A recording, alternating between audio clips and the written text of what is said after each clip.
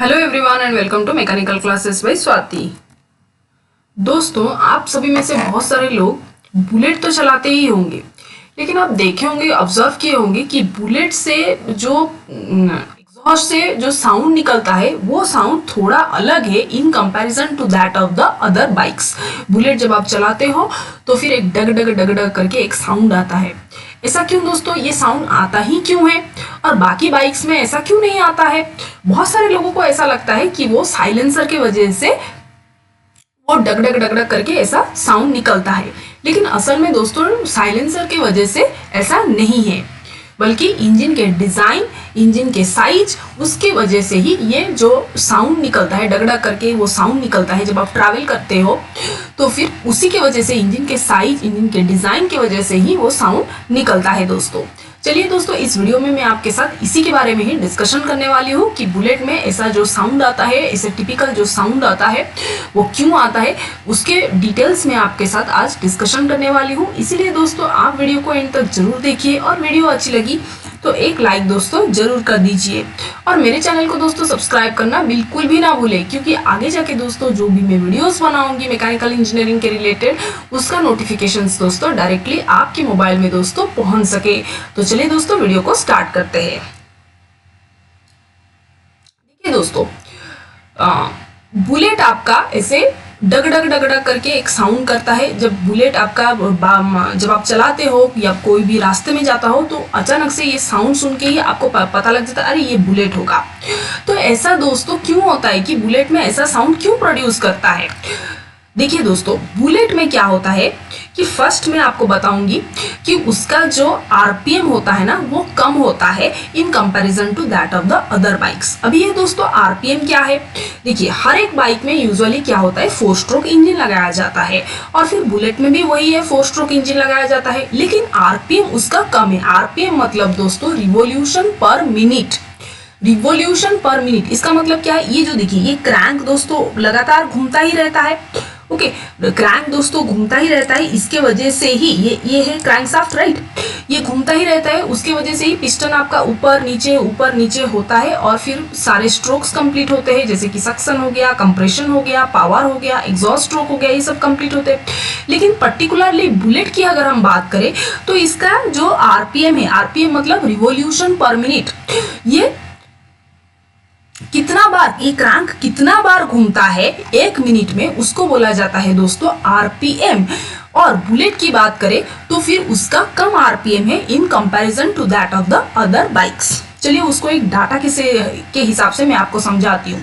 देखिए अगर हम KTM 390 ड्यूक की बात करें तो इसका आप देख सकते हो कि ये पावर कितना प्रोड्यूस करता है, 43.5 PS at 9000 आरपीएम में। तो इसका मतलब इसका आरपीएम बहुत ज्यादा है, ठीक है। टीवीएस अपाचे RR 310 की बात करें तो इसका भी दोस्तों 9700 आरपीएम है, तभी जाके वो 34 PS प्रोड्यूस कर पा रहा है। सिमिलरली होंडा CB 500X की बात करें तो इसका 9300 आरपीएम है, ठीक है। लेकिन अगर हम दोस्तों बुलेट की बात करें तो आप देख सकते हो कि उसका आरपीएम कितना है, 5250 आरपीएम है, तब वो 19.36 PS प्रोड्यूस कर पा रहा है। तो यहाँ पर क्या डाटा शो कर रहा है कि उसका आरपीएम कम है। कहने का मतलब है जो क्रैंक जो घूम रहा है जो 1 मिनट में, उसका कम है in comparison to that of the other bikes. तो उससे क्या होता है, उससे दोस्तों ये होता है कि जो पिस्टन का ऊपर नीचे का जो फ्रीक्वेंसी है बुलेट में वो कम है in comparison to other bikes. Okay, जो पिस्टन जो ऊपर नीचे मतलब टॉप डेड सेंटर से bottom dead centre, bottom dead centre से टॉप डेड सेंटर, उसका जो जाने आने का जो फ्रीक्वेंसी है वो बुलेट में कम है in comparison to that of the other bikes. Bullet में कम है, क्यों है? क्योंकि उसका आरपीएम, जो क्रैंक की जो आरपीएम है वो कम है, ठीक है। अभी चलिए थोड़ा और डिस्कशन करते हैं। और एक दोस्तों मेन चीज है कि बुलेट का जो, अगर हम इंजन साइज की दोस्तों बात करें तो उसका जो स्ट्रोक लेंथ है वो बड़ा है। स्ट्रोक लेंथ मतलब पिस्टन जब ट्रैवल करता है टॉप डेड सेंटर से बॉटम डेड सेंटर और बॉटम डेड सेंटर से जो टॉप डेड सेंटर को जाता है लगातार, वो जो लेंथ है टीडीसी से बीडीसी का जो लेंथ है उसको बोला जाता है दोस्तों स्ट्रोक लेंथ, उसको बोला जाता है, राइट।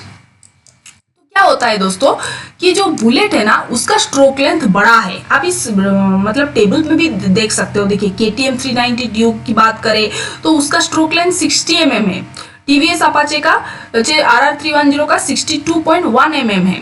होंडा CB 500X का 66.8 mm है। लेकिन अगर हम दोस्तों बुलेट की बात करें तो उसका 90 mm है। ओके, तो उसको 90 mm ट्रैवल करना पड़ता है।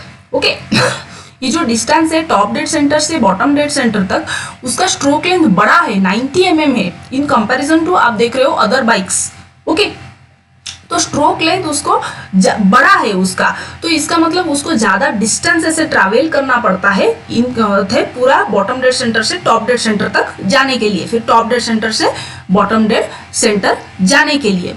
तो उससे क्या होता है दोस्तों, अभी देखिए, अभी पिस्टन जब ऊपर नीचे अदर नीचे होगा, अदर बाइक्स में क्या होता है पिस्टन जो स्ट्रोक लेंथ होता है वो कम होता है, तो पिस्टन फटाफट टॉप डेड सेंटर से बॉटम डेड सेंटर जाएगा, बॉटम डेड सेंटर से टॉप डेड सेंटर जाके सारे एग्जॉस्ट गैसेस बाहर फटाफट निकल जाएगा।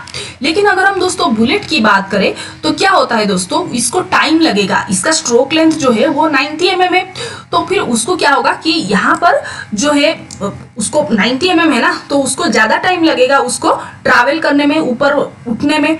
ओके, तो उससे क्या होता है कि एग्जॉस्ट स्ट्रोक का जो लेंथ है वो बढ़ जाता है।